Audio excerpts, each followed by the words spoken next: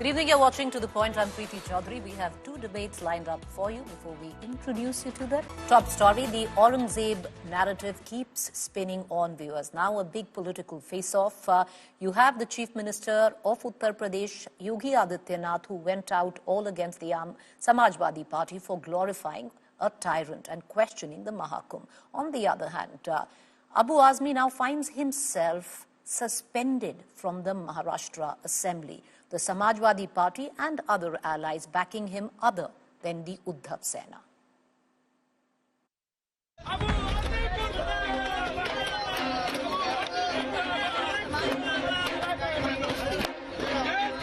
The face-off over Aurangzeb escalates. SP MLA Abu Azmi was suspended from the Maharashtra Assembly for claiming Aurangzeb was not a cruel ruler. Uttar Pradesh Chief Minister Yogi Adityanath flayed the Samajwadi Party MLA for glorifying Aurangzeb. आज राम को, कृष्ण को, शिव की परंपरा को, भारत की विरासत को कोसना ये समाजवादी पार्टी का मानो जीवन का उद्देश्य हो गया। और दुर्भाग्य है कि इन्होंने आदर्श किसको माना है, यानी औरंगजेब को। Yogi challenged Akhilesh Yadav to expel Abu Azmi from the party and condemn his remarks. ये समाजवादी पार्टी का नेता,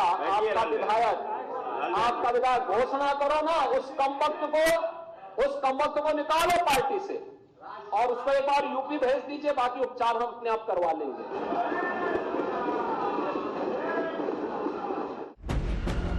SP Chief Akhilesh Yadav lent his weight to Abu Azmi, claiming his suspension was done on the basis of ideology.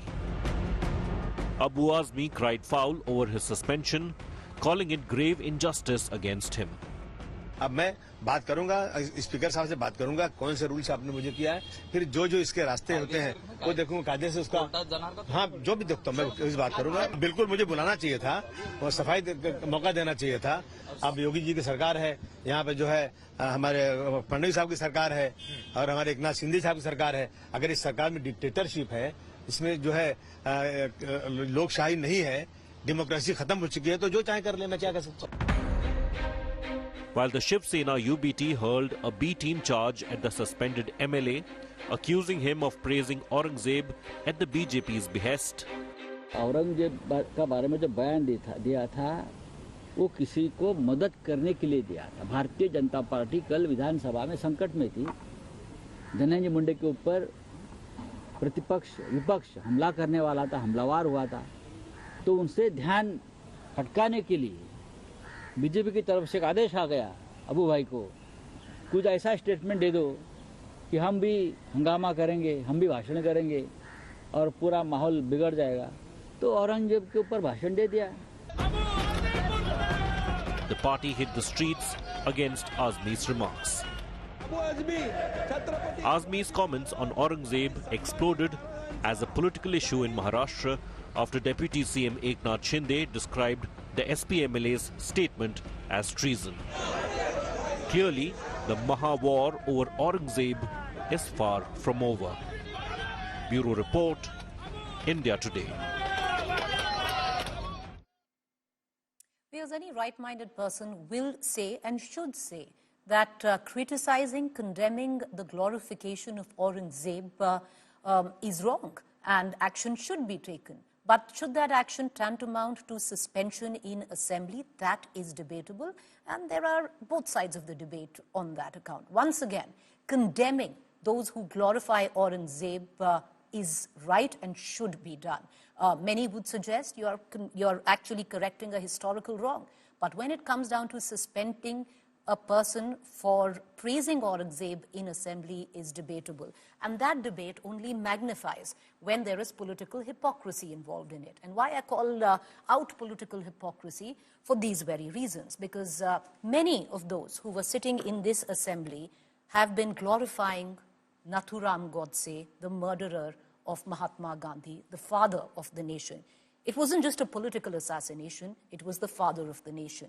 And not just many inside the assembly, Nitesh Rane for one, but many outside, the assembly as well, taking you through some who have gone ahead, glorified, praised, eulogized Nathuram Godse, but no real action has been taken. One of them, Abhijit Gangopadhyay, BJP MP, cannot choose between Gandhi and Godse. Giriraj Singh, who said, he's a BJP minister, he said if he is Gandhi's killer, he's also India's Saput, a good son.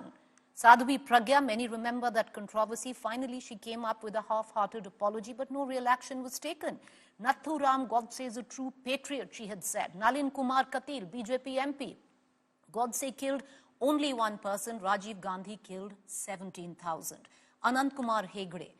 The list can go on. And if action has been taken by a state assembly to suspend someone for glorification of a tyrant, should action have also been taken for glorification of the murderer of the father of the nation?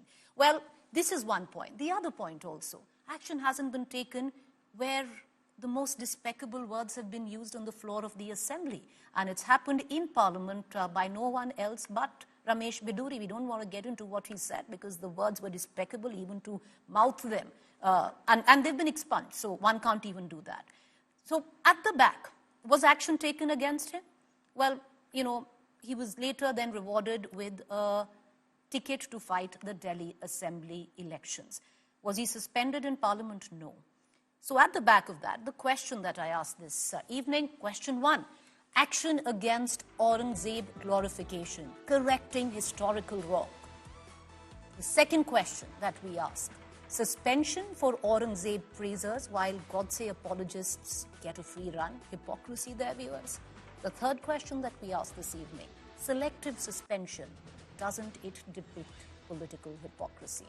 I want to take these questions to our panelists this evening. Joining me, Sanju Verma, National Spokesperson, Bharatiya Janata Party. I have Ghanshyam Tiwari, Spokesperson, Samajwadi Party. Rajat Sethi, Political Commentator. Neerja Choudhry, Senior Journalist and Columnist. We're going to break this in two parts. First, we're going to focus on what the comments of Aurangzeb and on Aurangzeb and the suspension of Abu Azmi on it. And then we're going to go on to how you have now the UP Chief Minister who picked up the matter in the UP Assembly. So it's becoming a narrative in UP as well, just a day after Sambal was a point of concern. But to bring in our guest this morning, I want to cut across first to Sanju Verma. Sanju Verma, one would suggest it's perfect to condemn a tyrant. One should. If there has been glorification, and there have been roads named after him, that should have never happened. You're correcting a historical wrong, perfect. But to suspend somebody from the assembly on what he said, when you have allowed many who continue to sit in the assembly, Nitesh Rane for one, who've glorified Godse in the past, and, Nathuram Godse is the murderer of the father of the nation. So would you think there's a tad bit of hypocrisy there? Preeti, first and foremost, let's get one thing very clear. Under the Constitution, which is what is being bandied about by every leader from the opposition, that same Constitution gives powers to the Speaker under Article 93, 94, 95, and 96. The Speaker is the presiding officer of the House. The Speaker has the powers and the prerogative to suspend a member if he chooses to do so. So Rahul Narvekar, the Speaker of the Maharashtra Assembly, chose to suspend Abu Azmi, and I applaud Rahul Narvekar's decision. Point number 1. There is nothing unconstitutional about what Rahul Narvekar has done. He's simply reading out from the playbook or the holy grail called the Constitution of India. The second point, you gave examples in your introductory comments about Giriraj Singh, the likes of Sadhvi Pragya and Nalin Katil and Ramesh Bidhuri. As the national spokesperson of the BJP, whenever I have been asked a question and I represent my party, I have always condemned incendiary, provocative statements, be it Ramesh Bidhuri or from Giriraj Singh, what have you. But what I don't understand is this hypocrisy. When the topic of discussion is about Abu Azmi glorifying Aurangzeb, suddenly what do we see media doing? They go back to Nathuram Godse. Nathuram Godse par debate ho chuki hai. Giriraj Singh ko aapne condemn आप कर चुकी हैं. रमेश बिधुड़ी पर debate हो चुकी है. When there was a debate on Ramesh Bidhuri, nobody spoke about Abu Azmi, whereas Abu Azmi is prone to making incendiary and defamatory statements at the drop of a hat. When Giriraj Singh made statements which were not kosher, debate ho chuki hai. By your logic, let me say one thing. When Abu Azmi knew that this session is underway, what was the need to make this provocative statement? And then he says, without so much as, shedding a droplet of remorse or regret, he goes on to say, मैंने कोई गलत थोड़ी कहा, जो इतिहासकारों ने लिखा है, मैंने तो इतिहासकारों की बात कही है, और मेरी स्टेटमेंट को लोगों ने तोड़ मरोड़ दिया है. 10 seconds more. I would urge through your show illiterates like Abu Azmi to read Masare Alamgiri by Mushtaq Khan and the history of Aurangzeb chronicled wonderfully well by Sir Jadunath Sarkar, where he says that the most brutal reign of the Mughal Empire was under Aurangzeb, who not only beheaded Dara Shikoh, his brother, and handed him on a platter to Shah Jahan before imprisoning his own father Shah Jahan, but also imprisoned his own daughter. All right, Sanju Verma, I'll come back to you. Fell in love with a Sufi poet. Okay, Sanju Verma, I'll circle back to you. I want to open up the panelists, but you know what, my opening remarks, nobody questioned the constitutionality of it. The speaker in his very right can suspend whoever he wants, and he has done so. Nobody's questioning the constitutionality of it. On the other hand, there is so much said about whataboutery, but sometimes whataboutery is essential as a journalist to bring up action taken if it is partisan in nature. So I think as a journalist, I have done my job in that context, because a lot would be made about whataboutery. It is about this is about this should be spoken of. It should be spoken of. Should anyone who glorifies Aurangzeb be condemned? Definitely. Should roads be named after him? Definitely not. But should then those who glorify Godse, those who use the most despicable language, some in parliament, should they be suspended? Of course. As a journalist, I'm supposed to do that. But Ghanshyam Tiwari, I want to bring you into this conversation. Ghanshyam Tiwari, I really want to ask you, what in the world was Abu Azmi thinking? Many would actually agree, with what the Shiv Sena UBT says, that he's played into the hands of the BJP beautifully when the Maharashtra Assembly was all about the murder that has taken place in Bid. Good evening, Preeti, to you, my fellow co-panelists and the viewers. There are two quick answers. Is I don't know what he was thinking. Two, that it is a fair criticism from various leaders that this plays into the hand of BJP. But the point is that what is the hand of BJP? Why is this hand important to BJP? I'll say three things. One, the Aurangzeb tyranny model is no different from Adityanath tyranny model, where Aurangzeb bulldozed, Adityanath bulldozes. He committed atrocities. Tiwari, may I just come in? I'm sorry I Please. interrupt you. And the only reason, okay, I hate doing it and I apologize. But the only reason is, you can criticize the Yogi Adityanath model on its own right, but you're actually trying to compare an Aurangzeb to Yogi Adityanath. I think that's an unfair comparison. And you agree, I'm sure. It's a very unfair comparison in the form of the brutality that Aurangzeb, come on. Go ahead, make your point. It is a fair criticism, but I'll still make my point. The models are no different. The scale can be different. Both bulldoze structures, both use religion as the foundation of their leadership.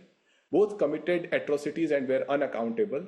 Both disrespected elders. Till this point, at a different scale, the models are no different.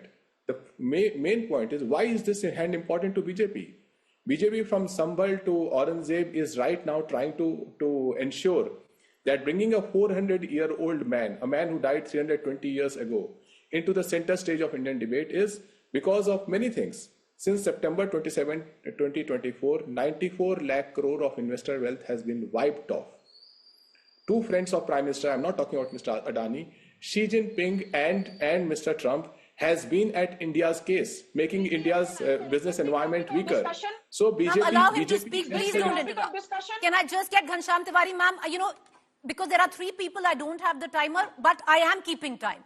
Ghanshyam Tiwari, you have 20 more seconds. Make your point, sir. BJP desperately needs the ghost of a man who died 320 years ago.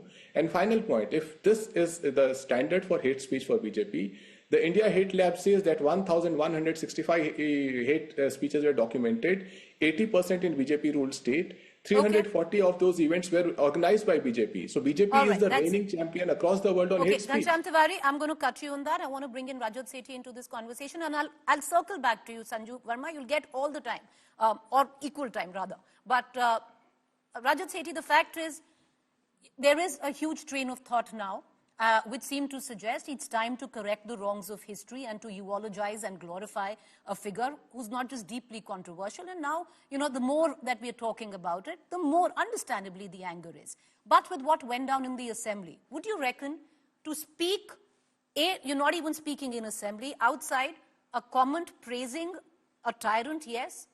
Should somebody be suspended on those grounds? When so many people get away with, not murder, but, words which are very strong.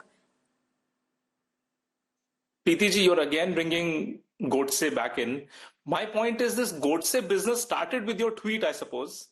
And this is a strawman, no, please hold it. It is a fallacy, it's a logical fallacy to try and attack your opponents where you feel perhaps that they are weaker. So that you ignore the core argument of what Abu Azmi said and what were the merits or demerits of him. You're trying to train your guns on the BJP, which is not fair, especially with regards to the current topic of discussion. Now, having said that, what Abu Azmi did, what would have triggered his mind? Was he trying to dog whistle to a specific community?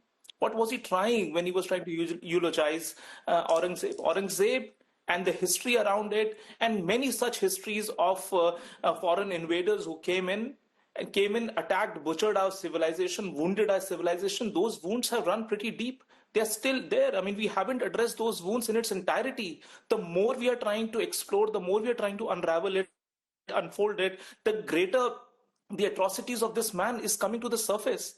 What on earth is this politician trying to say and do? Whom is he trying to dog whistle through his commentary? I genuinely want to understand what triggered his whole outburst around and in support of Aurangzeb. And I'm telling you this, this question, a lot of people through your audience will continue to ask, why is India still stuck in the past? Because genuinely, as a wounded civilization, it will be till those wounds are not completely erased by knowing every aspect of it, every fact of it. We will continue to speak about it. Look at what the Jews do. Till date, they are making movies out of every single atrocity that Hitler did on their community. Okay. You don't ask them that question. Oh, why are you talking about Hitler repeatedly after 60 years?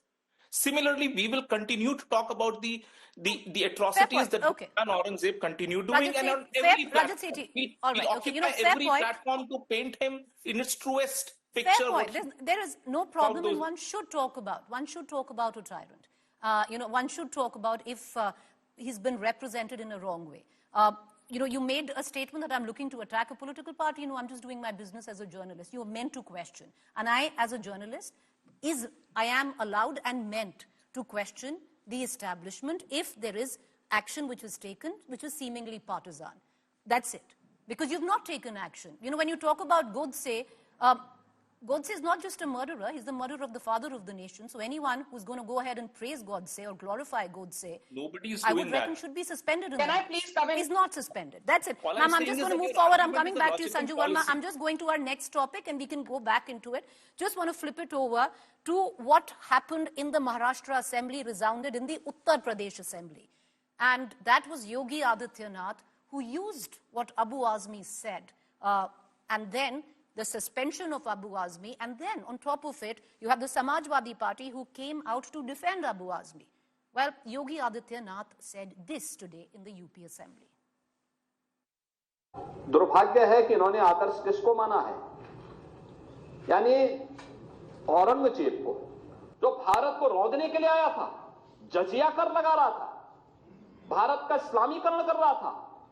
हाँ, जिनका आचरण औरंगजेब जैसा है, वे लोग औरंगजेब पर गौरव की अनुभूति करें, लेकिन भारत को कम से कम इस पर न करें, और समाजवादी पार्टी को इसका जवाब देना चाहिए. समाजवादी पार्टी का नेता, आपका विधायक घोषणा करो ना, उस कमबख्त को निकालो पार्टी से और उसको एक बार यूपी भेज दीजिए, बाकी उपचार हम अपने आप करवा लेंगे. मैं तो देश में ही रहता हूँ, मैंने तो कोई ऐसी बात नहीं बोला है. अब योगी जी की सरकार है, यहाँ पे जो है हमारे फडणवीस साहब की सरकार है और हमारे एकनाथ शिंदे साहब की सरकार है. अगर इस सरकार में डिक्टेटरशिप है, इसमें जो है लोकशाही नहीं है, डेमोक्रेसी खत्म हो चुकी है, तो जो चाहे कर ले, मैं क्या कर सकता हूँ. All right, so today, if it was Aurangzeb that echoed on the floor of the UP Assembly, yesterday it was Sambal that echoed on the floor of the UP Assembly. Listen to Yogi Adityanath. अकेले संभल में 67 तीर्थ थे और 19 ऊप भी थे, जिनको एक शरारत के तहत एक निश्चित समय के अंदर समाप्त कर दिया गया। 68 तीर्थों में से 54 तीर्थों को ढूंढना ये तो हमारी विरासत का हिस्सा है और हमने तो वही किया है। हमने तो वही कहा है कि जो हमारा है वो हमें मिल जाना चाहिए। हम उससे तर कहीं नहीं जा रहे हैं। Aurangzeb Sambhal, are we paving the way where it comes down to the Uttar Pradesh elections 2027? So the questions that we asked this evening, we bring back our panel on that. Yogi Adityanath dialing up Hindutva post the brief Lok Sabha setback. Hindutva already shaping UP politics before 2027 elections. And can the BJP sustain the polarization pitch till 2027? I'll take you back, viewers, to 2024. You had the Ram Mandir in January. Everyone thought BJP will sweep UP. But that momentum wasn't quite sustained. The final question, no matter what, can Akhilesh's PDA factor actually cut Yogi's Hindutva? We cut across back to our panelists. Sanju Verma, to begin with you again, it does seem that you have at one end Sambhal, you have Aurangzeb, you have Katenge Batenge. One would think that it's Yogi Adityanath doubling down on Hindutva and we're actually laying the road to 2027. We also introduce in the panel, one second Sanju Verma, allow me to introduce Neerja Choudhry, senior journalist who's also joining us. Go ahead Sanju Verma. No, I mean, you can ask Neerja ji the question first, if that is fine. I mean, I'm fine very kind, Sanju Verma, but go ahead. I'll go back to her. Okay. So, Preeti, I have one thing to say. I love coming on your shows, and you have every right to question people as an anchor. You have to speak truth to power. You have to question the establishment. But what I don't like is you talk about Giriraj Singh, you talk about Ramesh Biduri, you talk about Sadhvi Pragya. In the same breath, you should also have said that there was a man, when questioned about the anti-Sikh genocide, which left more than 30,000 Sikhs homeless, more than 3,000 Sikhs were burnt, set on fire and burnt to death. When Rajiv Gandhi was questioned, he said, "Jab bada ped girta hai, to dharti thodi hilti hai." And the closest confidant of the Gandhis, Sam Pitroda, said, "Hua to hua." So if you talk about Giriraj Singh, speak about this man, Hua to hua, who epitomizes what the Gandhi dynasty stands for. He calls South Indians as Africans and East Indians as Chinese. This is the same Congress party which till date says that the Kashmir genocide of Kashmiri Pandits in 1990s did not happen. This is the same Congress's alliance partner, Samajwadi Party, which refuses to acknowledge that more than 184 people were killed in the 1978 Sambhal riots, not 24 people, which is what Akhilesh Yadav and before that his father, Mulayam Singh Yadav, would have us believe. So please don't be partisan.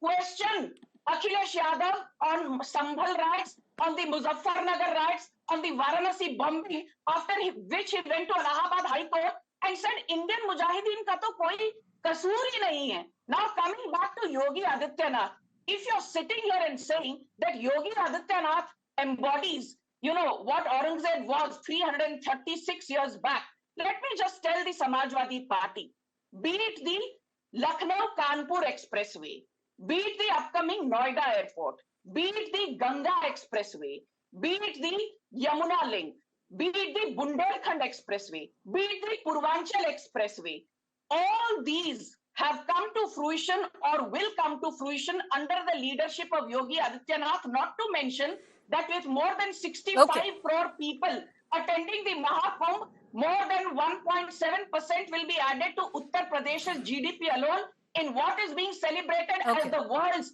largest gathering of humanity. Please talk about that, Preeti. Have you once congratulated Yogi Adityanath? Nahi. Ma'am, you did not. Sanju Verma, today you are angry. You are on my show where we did the wrap-up on the Kumbh. Why do you have short memory, ma'am. Either you're working too hard, you have short memory.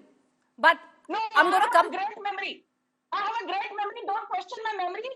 I will send you the show that we did on the culmination of the Kumbh.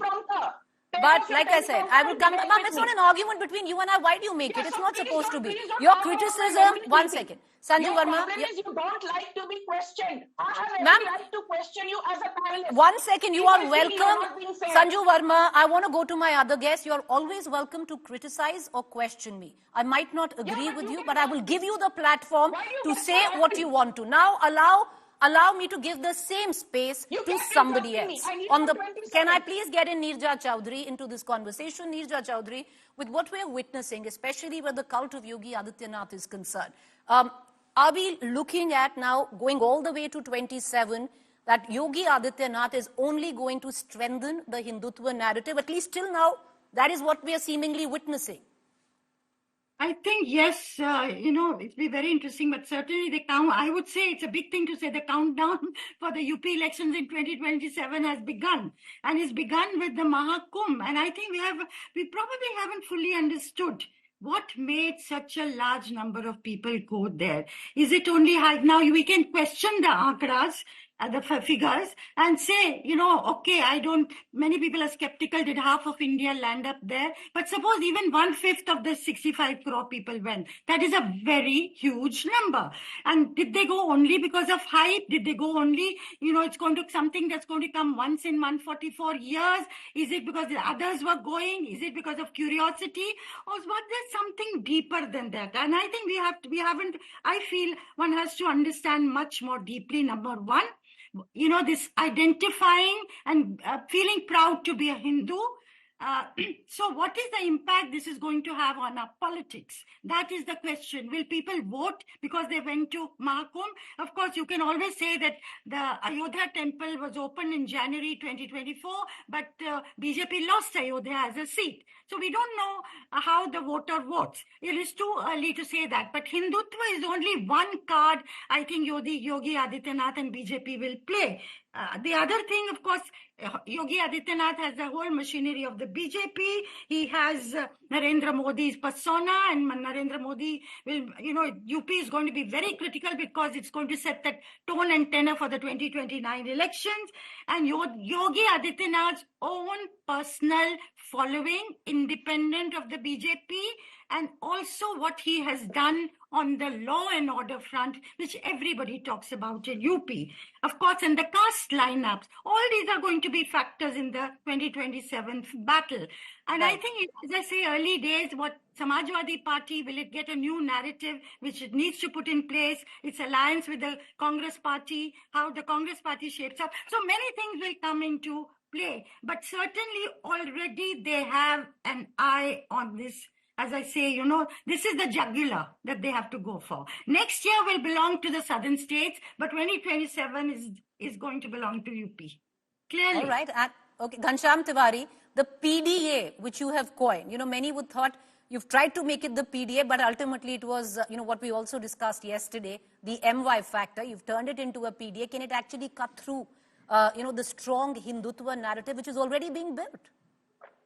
I don't believe that hate can be foundation of a narrative.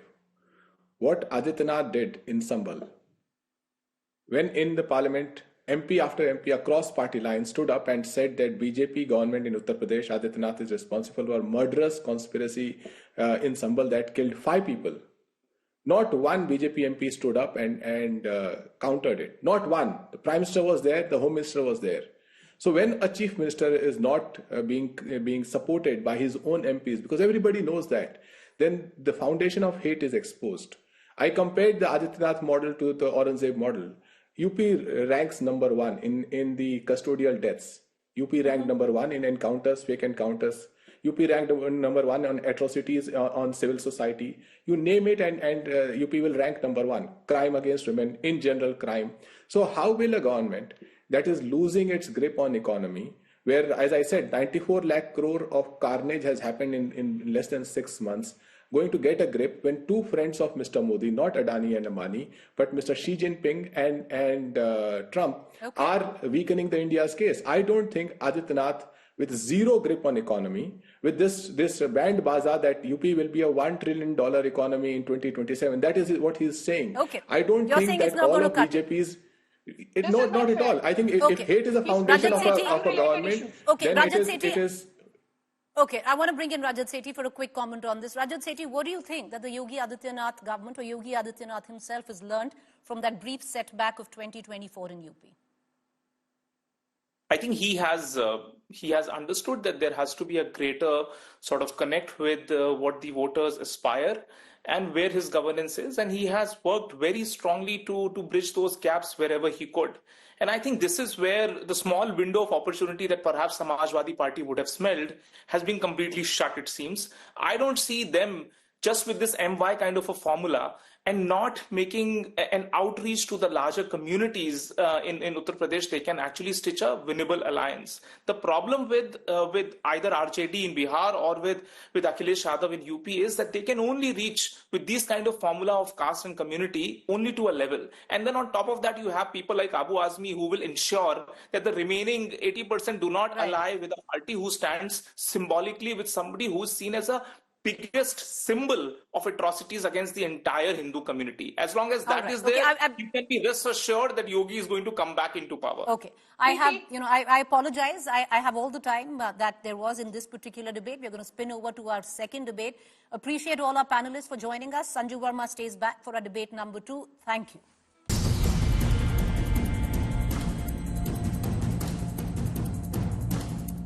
Arvind Kejriwal on a meditation trip to Punjab.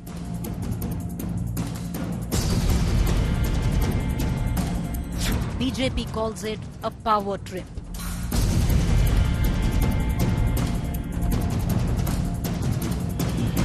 Makes khas Azmi charges at the former Delhi CM.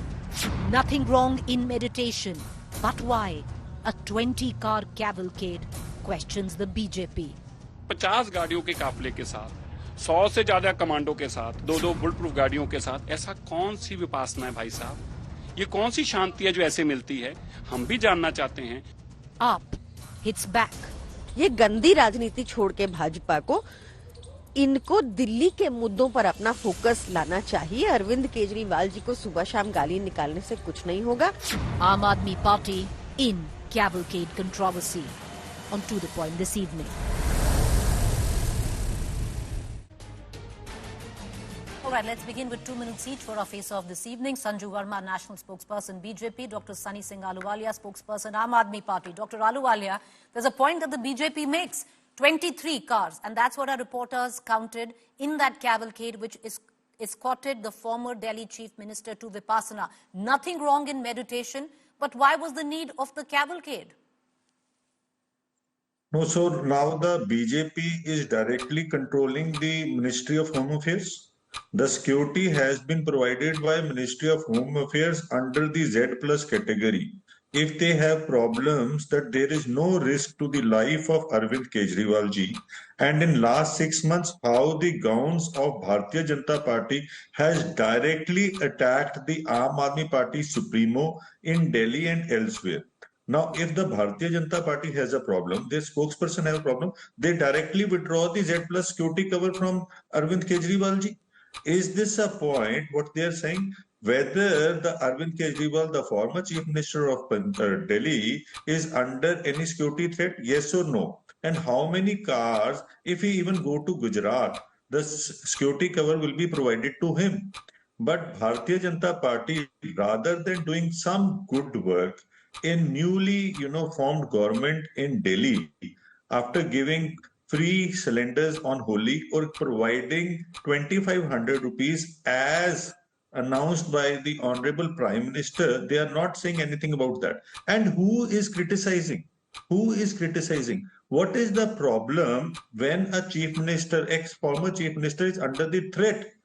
They don't understand the simple things. And what they're trying to say, the Ministry of Home Affairs, they give us a letter that he doesn't need any security. He's a simple man. He's traveling in his own car. He's not traveling in any land cruisers as said by their, their ministers. What they're trying to prove. Just see the car in which Arvind Kejriwal is traveling. That car belongs to whom? That car doesn't belong to Punjab government. That neither is a bulletproof car. That is provided the car to any land cruiser or whatever they are saying. It is all, they are just gimmicking the things. They are just trying to prove that Arvind Kejriwal is misusing the power. It is not the fact. The fact is that all right, sir, hard cut. I want to bring in Sanju Verma. Sanju Verma, there is a threat perception on Arvind Kejriwal. It's by the MHA. He's been accorded earlier Z security. Sunny Singh Ahluwalia says now it's Z plus security. I will just give you the details of what Z security is. 22 personnel, which ups to 55 police personnel if it's Z plus security, including 4 to 6 CAPF commandos. Otherwise, it's 20 NSG commandos if it's Z plus security. Arvind Kejriwal has Z security, which now seemingly is up to Z plus security by the MHA itself. So why blame him? The security comes in from the MHA. Preeti, I have a great memory. Thanks for rejigging that by giving out details of Z security and Z plus. I really did not need that. Let's get down to the brass tacks of what is currently underway. Punjab is highly indebted. Along with Tamil Nadu, one of the most indebted states in India, the GSDP of Punjab is barely 8 lakh crore. And guess what? More than 4.5 lakh crore, that is more than 50% of the GSDP of the state, is the debt of Punjab. The annual income of Punjab is less than 45 or 50,000 crores. But the annual expenditure is more than 95,000 crore. And Arvind Kejriwal is enjoying at the expense of Punjab's taxpayers. Point number one. This is the same Kejriwal who said, for the longest time, shirt पहननी है 50 रुपए की, एक ढीली ढाली नीली bush shirt, जेब में रखना है एक 5 रुपए का रेनॉल्ड का पेन और घूमना है एक टूटी फूटी वैगनआर में. बट ये क्या है? ये सब दिखावा है, छलावा है, ढकोसलेबाजी है. The actual moot point is this. In 2016, when Delhi was reeling under dengue, Arvind Kejriwal had gone to the Jindal clinic in Bengaluru to do what? To treat his throat infection. In 2020 and 2021, when people in Delhi were falling down like a pack of cards, what was Kejriwal doing? Kejriwal was building his Sheesh Mahal with 5 crore marble tiles, 25 lakh ka television set, 85 lakh ka commode, and 90 lakh ke curtains. So the point is, Arvind Kejriwal is corrupt. He's used to power and he's not misusing power here. He's abusing power. And his bluff needs to be called out fair and square. Z security or no Z security does not matter. All right. I'm giving 10 seconds each to the both of you to bring back the Aam Aadmi Party spokesperson. Dr. Sunny Singh Ahluwalia, the question is, yes, Z security, but with that was detailing a lot of the Punjab security as well. Why that is the question raised by Sanju Verma. Preeti ji, definitely our sister, what she is saying, that if on 7 December 2023, the RSS chief enters Punjab, under what cover he enters Punjab and how many security personnel was with him? This is a question why I'm saying that he was accompanied by 2 MLAs. He was accompanied by some chairmen. So whenever the person who is covering to Punjab, the security is provided from the MOH, Ministry of Health. Sir, stop. 30 seconds. I want to give the same 30 seconds to Sanju Verma. Sanju Verma, I only provided that detailing, not for you, but for our viewers. Not many of them know what Z security is. But what has been alleged by the Aam Aadmi Party, each and every person on that security detail was from the MHA. Let's get one thing very clear. Each and every person who was there in the detail was not from the MHA. And what I want to establish here, because your audience is the biggest stakeholder in such debates, I'm talking about the priorities of Kejriwal. 36 mahine ho gaye hai, 36 months. Atishi and Kejriwal darbaris do dharna and do tod-fod on the floor of the Delhi Assembly. कब दिल्ली की महिलाओं को 2,500 रुपए मिलेंगे? 36 महीने हो गए हैं, पंजाब की महिलाएं रो रही हैं, बिलख रही हैं. They are begging for that 1,000 rupees. Okay, ma'am, hard cut. That's it. All right. That's all the time that I have for now. That's it. We're going to leave it at that. Keen eye on all developments. No time. Thank you for joining us.